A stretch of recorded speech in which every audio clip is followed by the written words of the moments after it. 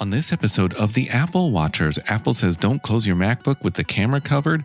iPhone users who experience battery gate can now receive a little money. Apple commits to being 100% carbon neutral by 2030. Apple giving security researchers special jailbroken iPhones. And Apple's Twitter account was hacked. All this, our picks, tips, and much more. This is episode number 31. Welcome to the Apple Watchers, a podcast covering all things Apple Watch and many things Apple. This episode and every episode is brought to you by me, Kevin Hare, and my co-host, Jonathan Zarko, aka Jay-Z. All right, let's get started.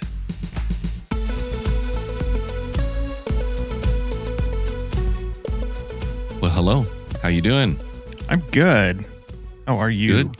I'm doing good, hanging in there, probably like everyone else, Yeah, the new normal. Yeah, hopefully not the permanent normal, but new normal for a while, I guess. So while you've been at home, have you watched the Greyhound movie on Apple TV Plus? I didn't. Did you? I have. Yeah, me and my fiance watched it. It's good. Some people really like it, say it's great. I don't know if it's worth the price that Apple paid. What I can't recall if it was 20 or 25 million. Good Lord. It was a lot of money. Yeah. Yeah, I don't know. I don't know if it was worth it, but it was a good film. It was good. I wonder how many people they're expecting to actually watch it and like what that'll break down to, how much they paid per view. I mean, if they paid 20 million for it and 20 million people see it, okay, so they spent $1 for each streaming of it. But yeah, that's crazy though. Yeah, I think we mentioned on a previous episode that it just signifies that they're really in it to try to win it, because I think they just bought another movie and spent even more than that. Oh, wow. A Will Smith movie. They're trying to make a power play here, sounds like. So it's definitely a good way to do it. I mean, big movies that were supposed to go in theaters, especially right now, it's a good opportunity to kind of grab those things and, put it out on a platform that's accessible to everybody. And mostly everybody who's, purchased a product and gets the service for free or is paying for it. So that is pretty cool. You know what's funny? I just remembered on my iPad, which is the iPad Air 2, so it's old, it's saying that I have an opportunity to get Apple TV Plus for free, even though I already have it for free. I'm like, oh, interesting. Okay, I'm just going to leave it there. Wait for your other one to go. See if it's still there. I mean, yeah, see if it's still there at the end of the year when my free run of Apple TV Plus expires. I mean, it sounds like a bug. It might sounds be like a little bug or something. So, or they were doing like a 1 month free, right, deal. So maybe once you try to do it and add it to your account, it'll come in and it'll say like, you already had a free one. Yeah, probably. Or not. You'll get an extra month. Yeah. Anyways, why don't we get started? We don't have too much in the way of Apple Watch news, but we do have one little story. So there is this little thing coming out. Apple will again celebrate National Fitness Day in China with an Apple Watch activity challenge. Apple Watch users in China who complete at least 30 minutes of exercise on August 8th will unlock exclusive badges in the Activities app, as well as animated stickers for use in Messages and FaceTime. China has celebrated National Fitness Day every year since the 2008 Beijing Olympics, but this is one of those rare instances where the activity challenges are geo-locked. So this is kind of cool. Like they're doing a thing. China is a big market, so they're getting their own special activity challenge. And the badges were cool looking, They had a very China flair to them. They were mostly red and gold, so I did notice that. I kind of wish that they would let us do it with them. I like doing activity. Yeah, I know. I would like to participate too, but I would imagine that here in the U.S. we'll probably have one coming up relatively soon. Seems like we're due for another one. Anyways, moving on to some Apple quick stories. So Apple says, don't close your MacBook with a camera cover on it. So if you're concerned about privacy and have a camera cover on your Apple laptop, you can damage your display by closing your notebook with the cover on, says Apple's support page. The clearance between the display and the keyboard is designed to be very tight tolerances, and the ambient light sensor can be damaged if the cover is used. If you're worried about the camera being in use without your knowledge, Apple says the camera is engineered so that it can't activate without the camera indicator light also turning on. If you do want a cover, ensure it's no thicker than 0.1 millimeters, about the thickness of a piece of paper, and doesn't have an adhesive residue. This is really interesting because I have seen a lot of those little like sticker covers that people put on, or have even just used like a piece of Post-it note and kind of stuck it on there. But I don't know if anyone else has ever had this experience where you leave a sticker on for a long time and then you try to take it off and it leaves like a residue or a coating or something. That can happen. Right. But essentially what they're saying is like, you don't have to worry about the camera being on when you don't intend it to be, because that light will always be on. So, but man, their tolerances are supposed to be that tight that a small cover could damage it. That's crazy. That is pretty crazy. It's kind of like what we were talking about before, where it's like, you guys can make the thing a little bit thicker if it means that the uses are easier. Yeah. You know me, I always say thicker. I loved even the form factor of my 11-year-old MacBook Pro, the 15-inch. And that one I used to put a piece of tape on the camera, which seemed to be fine. It didn't really affect anything. So, yeah, I would say, at least in the MacBook Pro, it would be fine if it was a little thicker and, not that we need to put a piece of tape on the camera, but it would be nice just to let them add features or whatever they need to do and make it a little thicker. I will say the thing that's nice about the cover is that even though like I know that the camera is on, sometimes when you're jumping into a meeting and you don't intend the camera to be on, so you're like calling into a meeting and running late in the morning and you're calling in and you're getting dressed. There've been a couple of times you're like, oh, this actually happened one time with a coworker where they called into like a VP review and didn't realize that their camera was on and they were completely shirtless. And so they were one of like multiple screens that were up, and it was a guy, so it wasn't as bad, but still he just comes in, no shirt, and you just see him drop immediately out of view. Oh man. Well, luckily he had pants on. Yeah. Underwear. Well, maybe all you could see was the top. Oh, okay.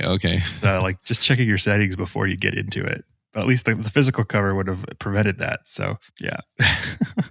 Crazy. All right, moving on.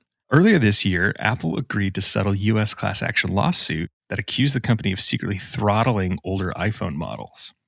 Under the proposed settlement, Apple will provide a cash payment of approximately $25 to each eligible iPhone owner who submits a claim, with a total payout to fall between $310 million and $500 million. To get paid from the settlement, U.S. residents who experienced diminished performance, and this is in quotations, so diminished performance with their iPhone 6, 6 Plus, 6S, 6S Plus, and or the iPhone SE was also running iOS 10.2.1 or later, and or an iPhone 7, 7 Plus, or 7 Plus that also ran iOS 11.2 or later before December 21st, 2017, can submit a claim online or by mail. All claims must be submitted or received by October 6, 2020, or else payment is forfeited. And there's a link in the show notes to where you can submit or file for that. But a little bit of clarification on here. So it's not enough to have just had one of these devices, but you had to have had one of those devices that was running the iOS version that I had mentioned. So if it was one of the 6s or the SEs, that's 10.2.1, or iPhone 7 running the iOS 11.2, and it had to have been done before December 21st, 2017. So if you're like us and you kind of upgrade your device fairly regularly, you might not fall into that window. And they'll review the claims, and they should be able to tell too if your device was running at a certain time, and they may or may not reject your claim depending on that information. But it's still a large window of people. And so essentially you can go in, check it out, and maybe get $25 for each device that was running it like that. It's a lot of work though. I clicked on the link just to check it out. Yeah. And there's a lot of memory involved too, because, well, I guess there's a way to check whether you were running that software on that phone at that time, but it's a lot of work. Is it worth $25? Yeah, your it's time. kind of up to you. Yeah. So again, we'll have a link in the show notes if it's worth it to you. I mean, maybe if you're somebody who holds onto your device and was using like your 6 or your 6S for a while, then this I think is mostly for you. But if you were upgrading every year, every other year, may not be worth your time because you may not qualify. Right. I had the 6S Plus, and I think I held on to it for 2 or 3 years. Yeah, you might qualify. Yeah, I might, but yeah, we'll see if it's worth doing all the work. Yeah, it's like what, $5? That's like 2 pizzas from Domino's or something, man.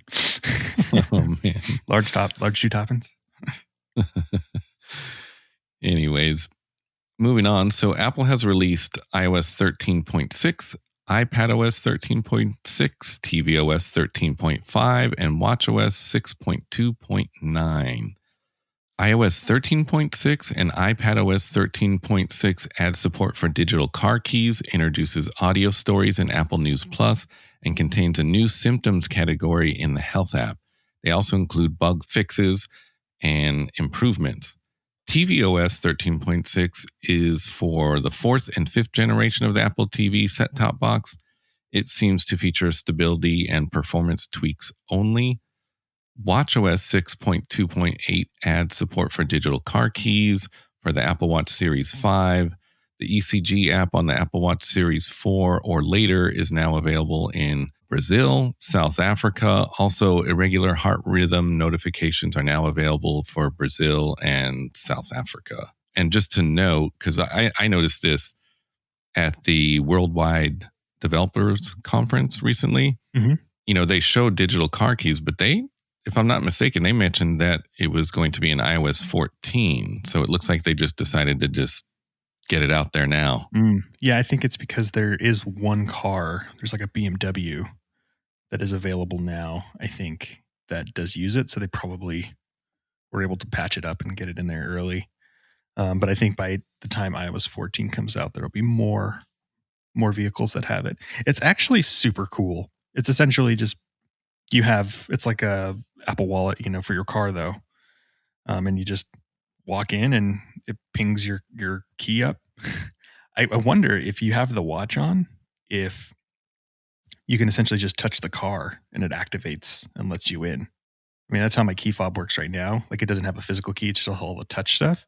But if I could not have to have an actual key fob on me and just have my phone on me or my watch walk into the car, that'd be amazing. Yeah, that would be awesome. A little dangerous though, considering battery life on some of the devices though. There's a little bit, like, you got to be careful with some things, but that cool. Is true. You should get that BMW. Oh yeah. Research. Yeah, no problem. I'll get 2. We'll get you one for you as well. Yeah, we'll both try them out. So I'm still doing iOS 13. So I updated and everything seems to be good on all my devices. I did the watchOS update, but you are running iOS 14, I think, on most of your devices? Yes. So I did it on my personal iPhone 11 Pro Max, and I did update the watch, and I updated my iPad. So I will say the builds have been pretty stable. iOS 14, everything Apple made works really well. So like the new widgets are very fun. I've cleaned up my app screens. I was able to get rid of a bunch, and then now I just have that giant sheet at the end. I just make a screen of widgets, so I have like batteries showing up, so I can kind of manage the batteries on my watch, on my phone, and on my headphones. And then I made my own little stack, so I have battery and weather app, and I can swipe between those. So because I don't really need both of those sets of information up. And then there's like the activity rings, which is really nice because it's essentially a Apple Watch face, that's kind of on it. So yeah, I mean, it's mostly been working really well. There was like one bank app for a credit union that doesn't like iOS 14 and won't open. It's just not a big deal. Just go to their website.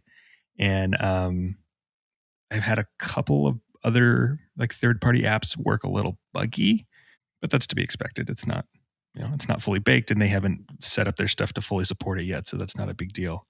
In terms of watch, the watch seems to be good. I've been using the sleeping feature, and so that's been kind of cool. Although I was running into issues with my battery on my watch because now I used to have it charge at night, And so now it's charging like while I'm taking a shower in the evening after I work out. And I don't know if it's enough time. Still trying to get that figure out that rhythm. Last night I had it on the charger for about an hour and a half and I got to 75%. And so I left it on there again for like another hour or so. No, actually, no. It was about a half hour and it wasn't much more. I think it was like 78 or 80%. But then when I wore it tonight, looking at it now, I'm currently at 67%. So it went through the night and I lost like about 13%. So still trying to figure that out. It may also be because I'm using one of those charging plates. So it may not be charging as fast as other people's because I know you charge yours in the morning while you're getting ready. So it could also be iOS or the updated WatchOS 6 or 7. So you are doing the WatchOS 7 beta. Yeah. Ooh, wow. Daring. It also is working well. It just made it so that I could do the sleep tracking better. And it's kind of cool. Actually, last night, it did do a feature where once I hit bedtime, so I've set that up on my phone, it did change my watch face so that it was dimmed and just basically showed the time. And then if you tap on it or try to use your watch, it tells you to spin the digital crown. And essentially, you see this little like bubble come up. And if it gets all the way to the end, then it will open up everything. And that's when you get the full bright, screen in your face. So there's some cool little features on that. There is one issue that I've been having though with the watch or with iOS 14, and that's with Apple News Plus. And so you and I both we'll talk about this later. We both got the Best Buy deal. Yeah. And you just mentioned there's this new audio thing in there. It doesn't show up as a tab in my Apple News Plus. So even though I have like an updated version of the OS, it's not downloading the updated version of that app, which is strange. Crazy. I think you had a good idea last time we were talking about like deleting it and then reinstalling it. So I might have to try that. Yeah, you could always try that. Wouldn't really hurt anything. Also, as far as your watch battery issues, for some reason, I thought you were still doing WatchOS 6. But being that you're on 7, there could be battery issues. Yeah, some of those coming through. I was going to say I did my usual routine, which is charging it in the morning. I did that yesterday. Took about an hour and a half. I charge it to 100%. I used the watch all day. I did exercising. I almost closed my rings. And then I slept with the watch. And when I woke up, I had 52% battery left. Wow. So that's pretty good. Yeah. Well, also too, I wonder if, because you're on the newer watch. I'm on Series 4 and you're on Series 5. But I know you had some issues when they first started out. Sure did. But maybe now that your battery has kind of like gotten seated, right? It's gotten a little bit more cycles through it. Maybe it does have a better life on it. Possibly. Probably some of it's software too. That's why I may wait a little while to even update the watch. I don't know. Right now, the battery life's really great. Moving on to the next story. So this was interesting. Apple commits to be 100% carbon neutral for its supply chain and products by 2030. This is really cool. Apple recently unveiled its plan to become carbon neutral across its entire business, manufacturing, supply chain, and product life cycle by 2030.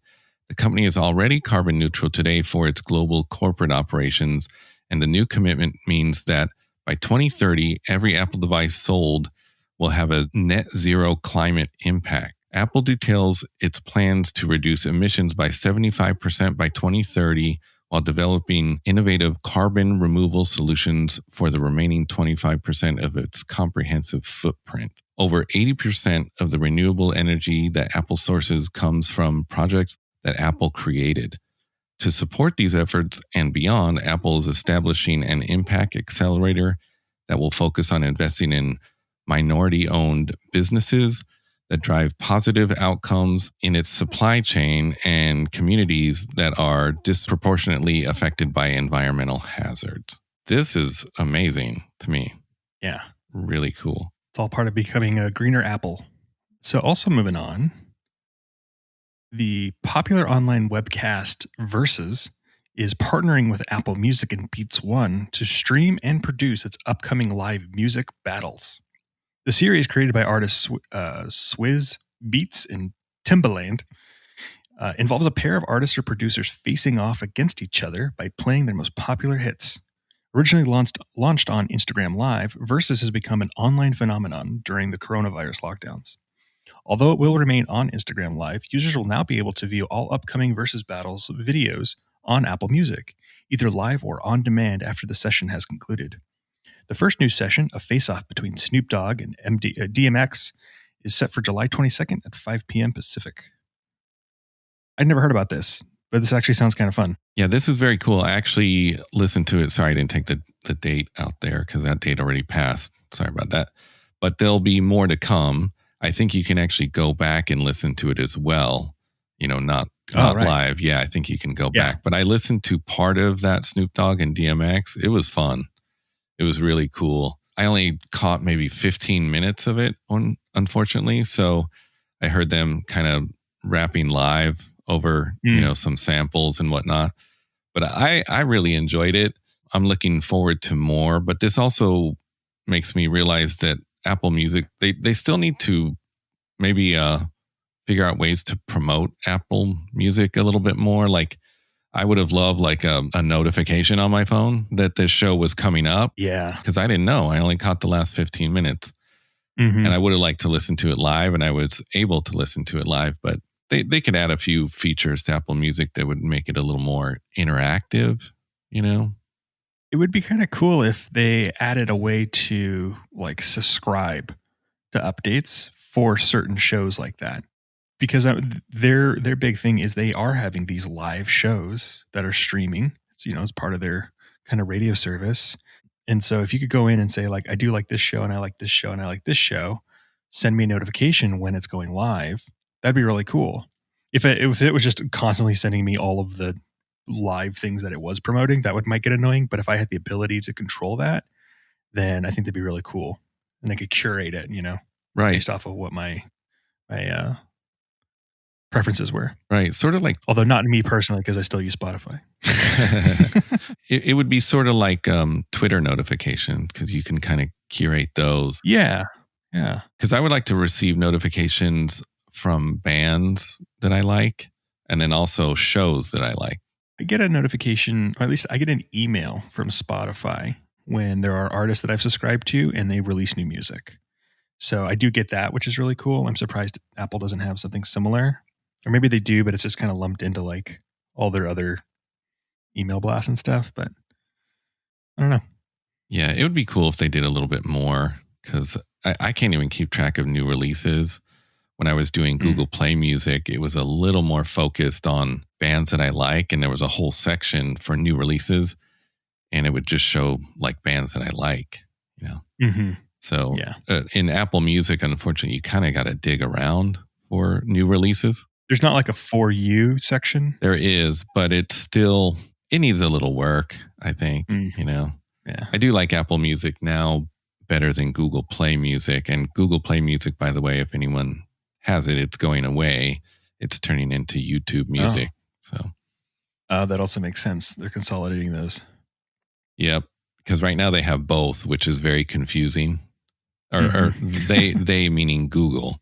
They have YouTube Music and they have Google Play Music, which is kind of silly. But I think everyone maybe knew that once YouTube Music came out, that the other one or one of them is going to either stay or go. So the one that's staying is YouTube Music. I think that makes sense too for their video platform. Like they're trying to make YouTube a bigger media name. Like a lot of people still associate YouTube with, anybody posting a thing. But with their YouTube Red product, they're releasing their own content and, partnering with bigger major corporations and companies and producing out bigger and better things. And so this is kind of part of that deal. I wonder if you get YouTube, is YouTube Music going to have like a YouTube Red subscription? It's the same subscription that they do for Google Play Music. Just the standard like $10 a month. Unless you stream everything. Yeah. And it looks a lot like Spotify. Yeah. I wonder why. Interesting. All right. Well, moving on to some of our normal other Apple kind of conversation stories here. So Apple is planning to give security research access to special iPhones that'll make it easier for them to find security vulnerabilities and weaknesses. These special iPhones will be similar to dev devices, aka iPhones that aren't as locked down, and will be better allow the security research to locate bugs.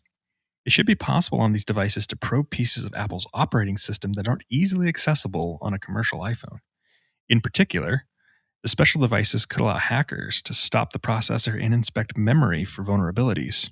This would also allow them to see what happens at the code level when they attempt to attack an iOS code. The iPhones won't be identical to developer iPhones that are provided to Apple's internal staff, as they won't be as open. They are described as a light version of the developer devices by Forbes, with security researchers unlikely to be able to decrypt the iPhone's firmware. Apple is also planning to announce a new Mac OS bounty program, which will provide rewards to people who find and report security vulnerabilities in Mac OS. This is kind of crazy. I wonder what these devices really are. I know that they had talked about these kind of developer devices ending up on eBay. And so I wonder if there's a fear for that as well. What do you have to do to get this, I wonder? Yeah, I don't know. It doesn't specify in any of the articles that I've seen. But I did hear it pointed out too that it's, well, we mentioned in this article is it's kind of a light version of their developer software. Mm-hmm. So if an iPhone was left in a bar or something and someone stole it, it wouldn't be a security risk. Right. Yeah, because those internal iPhones, could be a security risk because they have a lot of info that we don't know about. Yes. I wonder if this will have another added benefit of developers being able to understand how some of the underpinnings of the iPhone are working, which allow them just to develop different apps. It's one thing if they're like, okay, here's how to make an app for iOS, and it's just based off the documentation that Apple is providing, versus here you go, you can take this whole thing apart now and really figure out how our OS is being written. And because of that, now maybe people will be able to find more interesting ways to utilize or optimize their apps in a good way, not finding backdoors and stuff. I think that's why Apple's locking down their firmware, making sure you're not figuring out a way to put in some kind of a backdoor or something. But yeah, there's interesting possibilities for this. Also, too, anything that is found in terms of security flaws gets reported to Apple, makes your phone even stronger. So pretty good. This is better for all of us. This is very cool. And also the bounty program now for Mac OS is pretty cool too. So to encourage people to really start poking into it. I think it's going to be important as they go to their new silicon too, since everything is going to be kind of, based off of that new chip, and the Macs are going to be working a lot like the phones are and the iPad is. So I'm sure if they find a vulnerability in iOS, it might be something that could also translate into the computer or the iPad. So you find it at one place, you can squash it in all of them. Well, moving on, security related, Apple's official Twitter account was hacked on July 15th as part of a wide-ranging Twitter compromise of many high-profile accounts as part of a Bitcoin scheme. The tweet was up for about 5 minutes. Remarkably enough, it represented the first ever tweet to come from the official Apple account, with Apple only using its Twitter account to run promoted content. This hack is likely a Twitter-level compromise of some sort, as many of the accounts were using two-factor authentication. The hack affected countless high-level executives and brands. In addition to Apple, Jeff Bezos, Mike Bloomberg, Elon Musk, Bill Gates, Uber, Kanye West, and many more have also had their Twitter accounts compromised. All of the tweets from each account are highly coordinated. The pitch is that the brand or person will double any payment sent to the included Bitcoin address. Thus far, the scheme appears to have generated over $100,000 worth of Bitcoin. Wow. And the latest news I've heard regarding this breach is that a hacker actually gained internal access to Twitter through Twitter's Slack channel, and they had info in that Slack channel that could be compromised. Oh. I do want to point out that I don't know this for a fact, as I've heard many stories. I don't know if you listen to a lot of tech podcasts, but I do. And I've heard a lot of different kind of scenarios that it could have been internal And then supposedly that was debunked. Internal meaning that someone that worked there gave someone else the keys to the kingdom. And I don't know. I don't even know if we'll ever know. This was really fascinating. I actually I'm glad I did. I saved the screenshot of that tweet. I know I'd sent it to you. Yeah. It kind of caught me off guard because I guess I did set up notifications on Twitter for Apple, but I'd never, ever received anything. And then I saw that one and I was like, man, that's weird. So I texted you right away with that screenshot, and then you let me know that there was other, high level companies and personalities that were breached as well. Yeah. Well, anytime a major company or person comes in and says like, hey, if you send me some money, I'll double it and send it back, you should probably look at that as with a little bit of suspicion, especially Bitcoin of anything. Right. So I'm sad that people fell for it. It is one of those things when you look at it, you should be like, you should have known better. But at the same time, like everybody it was all on their actual accounts. It was their verified accounts. So yeah, maybe.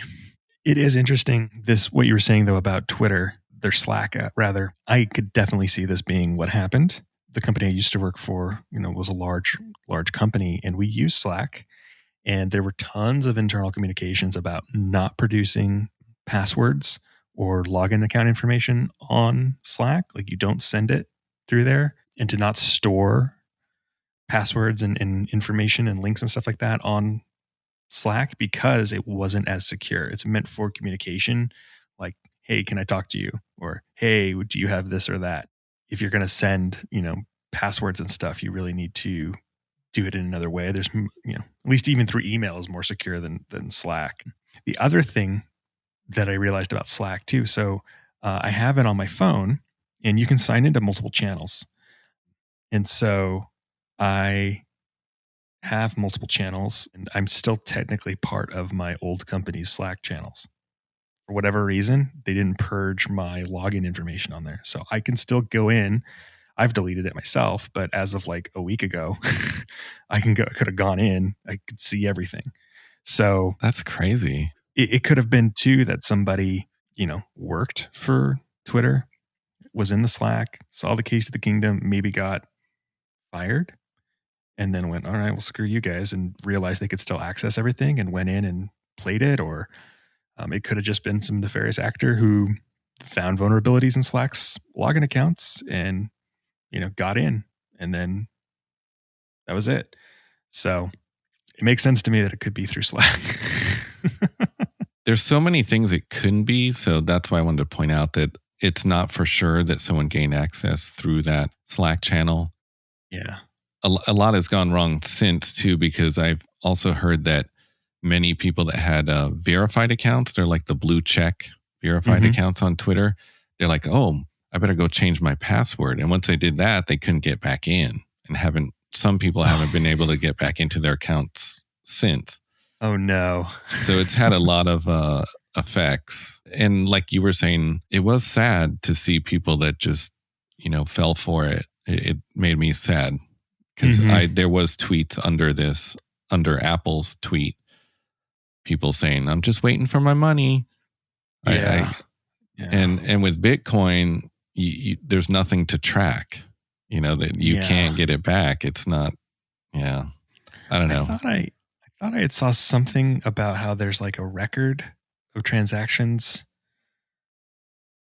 They said they might be able to find it, but I feel like that's counterintuitive to what I understand Bitcoin to do. Like the whole reason why it's used in the, dark webs or whatever is because it's not traceable. So I don't know. $100,000 is pretty big. I do want to point out too that supposedly it was one person, and they don't even know what the goal was. They think that the goal was not even to get money, but there's some kind of bigger goal. Oh, which is scary. It's like a flex, to show like we can do this and there's more coming. We had talked about this when it first happened too, about like, I wonder how come they didn't go for the president. But I did find an article that had mentioned that the president's Twitter account, because it's such a hot topic right now, Twitter actually has it like specialized and I think it's higher protected because they did hit Joe Biden, the presumptive Democratic nominee, because it's not a true government official right now. They didn't really. His account is like a normal one. So it is interesting though. But I wonder, if they're maybe signaling that they have something bigger. It's also kind of like I'm surprised that they did this. It could have also been a prank in that, like, they really think people were going to send out their money to random companies and celebrities through Twitter with Bitcoin. Like, there's just so many things that smell fishy. Yeah, I've also heard that they put extra security on the president's Twitter account because when you think about it, you really wouldn't want someone hacking that and maybe tweeting out, hey, we're sending a missile to China. That would be really bad. So yeah, that could cause international panic. Even if you don't agree with our president, it is better to have better security on his account. Yes. So, I mean, a certain tweet could affect the whole world, global market. Yeah, could cause panic, could start a war. Absolutely. I'm glad that seems to be more protected. Yep. All right, well, moving on. So Apple News Plus audio stories and the new Apple News Today will be available only in the US. On July 15th, Apple News started producing professional voice actor narrated audio stories of featured articles and long-form pieces published by Esquire, Essence, Fast Company, GQ, The New York Magazine, Sports Illustrated, Time, Vanity Fair, Rogue, Wired, and more. They'll include select articles from newspapers, including the Los Angeles Times and the Wall Street Journal. For those without a paid Apple News Plus subscription, Apple has released its new Apple News Today Daily Briefing, voiced by host Shumita Basu and Durante Geraldino. Each morning, Monday through Friday, listeners will be guided through some of the most fascinating stories in the news.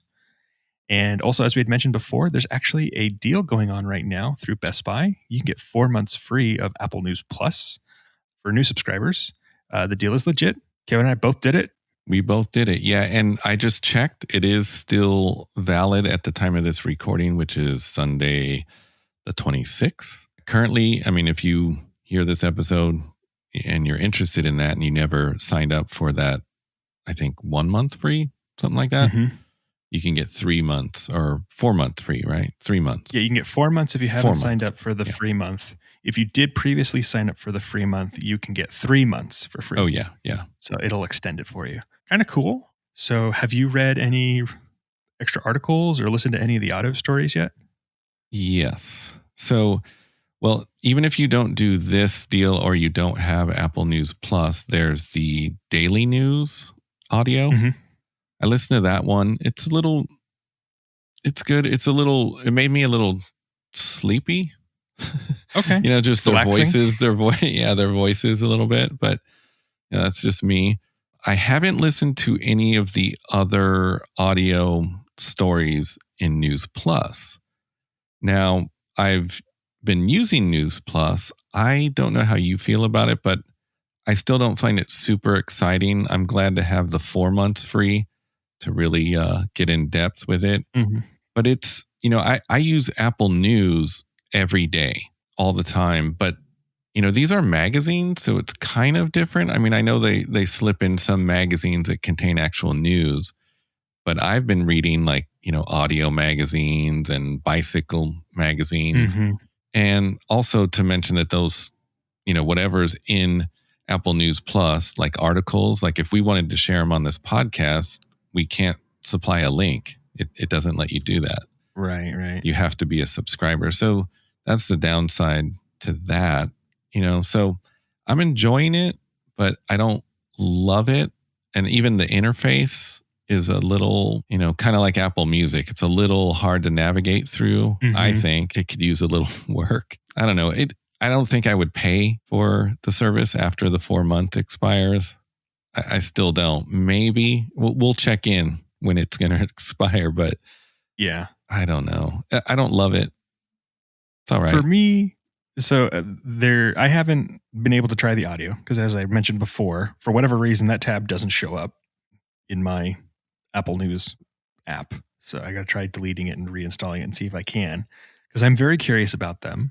I like to listen to audio stuff a lot. So that's right up my alley. In terms of the actual magazines themselves, some. I mean, I wasn't a huge magazine reader to begin with. And so I don't know if there's an article or something on one of them that comes up that might grab me, maybe. Like definitely if you have subscriptions to any of those magazines that I mentioned, if you have one or more, like then the cost for the service is probably pretty good because it's going to be, well, I guess it's what, like $8 or $10 a month. I forget how much Apple News Plus is. And I guess nowadays you can actually get magazine subscriptions for like $15 for the whole year. So if you have a bunch of them, then maybe it's comparable. What I am interested in though, is as we are moving into an election cycle, having the News Plus, because that's the only time I've ever actually felt a little bit of friction point is while I'm in news. Every once in a while, there'll be an article that I find interesting and then I'll tap on it and it'll be to the New York Times or something. And it's, not available. So I think as we're moving into the election cycle and, all of that stuff coming up, then there might be some extra benefit for it. And so if I find that I'm really getting a lot of value from the news sources, then I might continue it, but we'll see. Or if I really start enjoying the audio things. But with the magazines too, one of the things I realized, and I guess this is just something I've kind of figured out mentally that bothers me. If I'm paying for a premium service, I don't want to see ads. And there's still ads in the magazines. And I get that you're paying for access to the magazine digitally, but could they have suppressed their ads? Like I don't know. That made me feel a little weird as I was swiping through some of them. So there is that. And if you are going to have ads, why not do a free version then? That does include the ads. And even with the audio stories, right? Like if you have all of these publications, just embed a quick 30-second, pitch for, I'll use Domino's again because I just talked about them earlier, but like some small company, in the middle of it, or tack it on to the end of each of the audio stories. Like this was brought to you by Mobile Gas or whatever, and then move on. Spotify's deal where it was free and there was ads and the ads were just so annoying really worked on me because I was like, I don't want to listen to these ads anymore. And that's why I went for the premium. That's funny. They had that one guy who was basically saying like, if you were on premium, you wouldn't have to hear this ad because it was an ad for premium. But they also were really smart about choosing a guy who had a strange voice. He had a little bit of like a thing in his mouth. So it's just like, I can't anymore.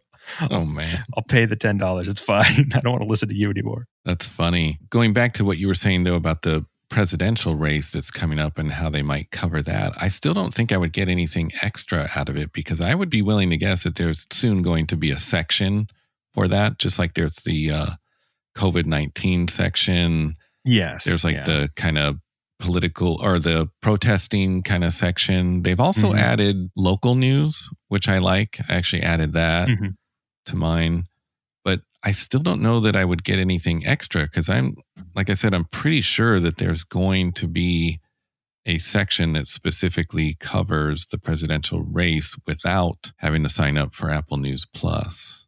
Well, there is, I think if I look at my following, I actually have a section that is election 2020.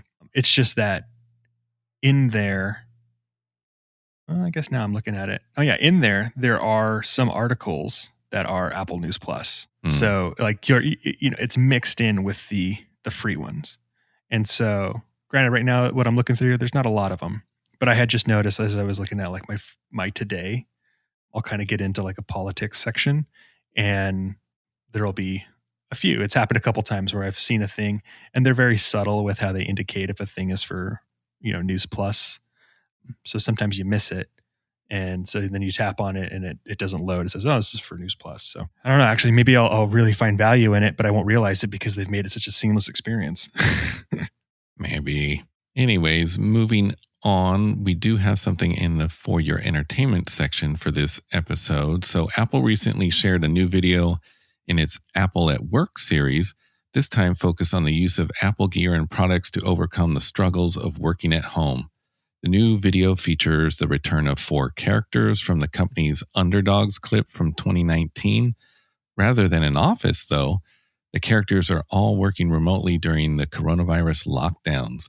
In the clip, the Underdogs use Apple gear like Apple Watch, MacBook Pro, iPad Pro, AirPods to unleash their creativity and productivity as they navigate the sustainable packaging project. All the while, they struggle with some of the more relatable challenges in a remote working environment, interruptions from pets and children, not owning a scanner, and remembering to wear pants. So I put this in there if you should choose to watch it. Just be warned. I don't know. I really did not enjoy it. No. it gave me a little anxiety, of what our life is like right now. It's too close to home. Yeah. I mean, I don't even work from home. I'm at home part of the time. I'm working less hours, but just the pains of using our technology and the internet going down and, the audio quality of phone calls and, screens freezing and, it's kind of a mess right now. Yeah. Did you watch it? I haven't yet. I want to. Okay. I have been meaning to. It does look funny to me because I am working remotely. So there's a lot of the same issues, particularly the part about remembering to wear pants. I will say my personal struggle with working from home is the fact that I can't control other people's internet connections. Like, they either have an old router, so their connection is poor, or they're in like a remote area and it's just poor. That's the hardest thing for me is when you're on a meeting and there's 8 people and the one person that is talking or presenting, all of a sudden they're cutting in and out. And there's been enough times where everyone else will be like, hey, is everyone seeing them drop or is it just me? And everyone else is like, no, it's their connection. So that's the hardest part. So this is a reminder. If you haven't updated your router in like a year or 2 years, I'd say now's probably the time. Yeah. Just go get yourself a new router. All of a sudden it'll feel like you have a brand new network. Cool. Well, moving on to our picks or tips, I have a pick this time. And this one, I kind of put it in here, kind of focusing on the Apple Watch, even though it's available kind of everywhere, but it's Google Keep, Notes, and Lists. And since Apple doesn't make a Notes app for the Apple Watch, I put this one in. The description from the App Store says, capture, edit, share, and collaborate on your notes on any device, anywhere, which is true. So it's available on the Apple Watch, iOS, any Android device. It's available on the web as well, which makes it kind of cool. You can set reminders. You can record voice memos. This would be on iOS mainly or on a phone. Mm-hmm. You can grab text from an image and to help you quickly find a note to search through it again. You can do family sharing, stuff like that. Now on the watch, it's still a bit wonky, shall I say? So, okay, so it's cool if you have like a checklist going. Obviously, you can open up the note that you have a checklist going with, and you can cross off your checked items, right? Mm-hmm. If you want to add text, from what I can tell with messing with it, is you can only add text or dictation, right? You can scribble or use dictation when you start a new note. So you can't seem to edit. Oh, strange. Yeah, it's kind of strange. I mean, it's still good because if you just have a thought in your head that you want to, log for later, you can do that. The only downside is if you had a lot of thoughts, then you would end up, if you had 10 thoughts and they might be all separate notes. Mm-hmm. But it is handy because, again, Apple doesn't have a Notes app. They have, a voice memo app, which is cool. You can go that route too, but it's pretty cool. I've actually been using Google Keep for years. I use a few different Notes apps. I've probably mentioned a few on this show. It's handy. The iOS app too, you can have like different color notes, which kind of helps you find a note, or maybe you make all, one certain topic a certain color, so it's easier to find later. You can also pin notes to the top of the app. Yeah, just thought I'd throw it in there if you needed something on your watch, mainly, to take some notes since Apple doesn't have a Notes app. Yeah. Yeah, you can access it anywhere. That's what makes it super handy too. As long as you have a Gmail account, you're good. Nice. So what do you have? Do you have a pick or a tip?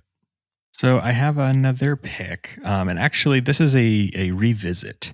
So I talked about this app previously before, but my pick is Night Sky, the AR guide to the sky above. This is actually a great app that is for the Mac, the iPhone, the iPad, the Apple TV, and the Apple Watch, and even an iMessage too, which is kind of interesting. But the reason why it's my pick is because right now in North America, there is the Neowise comet that's coming around. And recently I was able to use this app to help me locate where it was. And we had gone up to the desert area to go visit my in-laws, and we're able to use the app to kind of find it and then actually view it, which was really cool.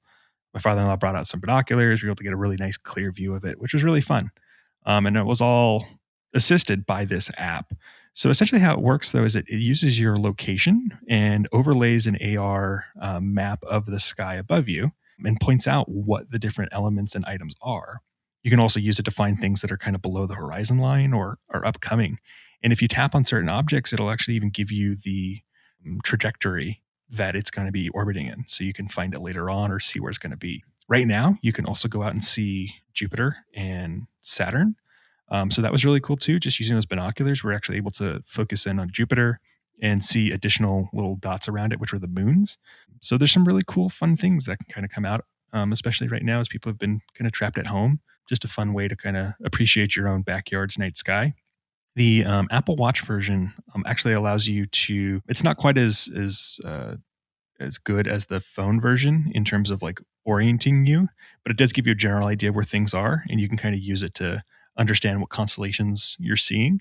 But what I like about it is you can get notifications. So like with the International Space Station is going to fly over, you can get a notification on your watch that tells you it's coming. It also has a little compass built in, and you can even get a complication that shows like the stargazing conditions for the day. When you actually are in the phone app or on the iPad or the computer, there is a premium version that you can get where you get these little tours, and they're basically like sky tours, and it tells you, based on where you are, it'll show you how to go to different locations so that you can see the different constellations, and it gives you a bunch of information about them. There's also some cool things where you can do AR of different elements. So like you can do an AR of Jupiter in your living room and then be able to walk around it and zoom in on different parts, or the International Space Station. So it's cool. It's a really good polished app. The free version is great for just locating and identifying the things you see in the sky. And yeah, if you haven't had a chance, I highly recommend downloading it and seeing if you can find the Neowise comet while it's still here this month. Very cool. That was good to tap into that app again. That's a good time. Mm-hmm. Very cool. Very cool. Well, that's it for this episode. We'll see you in a few weeks, and everyone be safe and be healthy. Read all the stories we've covered and more stories on Flipboard, a link provided in the show notes. Follow us on Facebook and Instagram at the Apple Watchers Podcast, and on Twitter at Watchers Tweet. We are available on Apple Podcasts, Google Podcasts, Spotify, Stitcher, TuneIn Radio, Overcast, or wherever you get your podcast.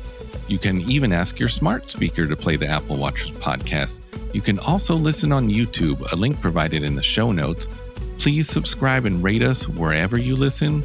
And thank you again for listening. Until the next episode, I hope the only complications in your life are the ones on the face of your Apple Watch.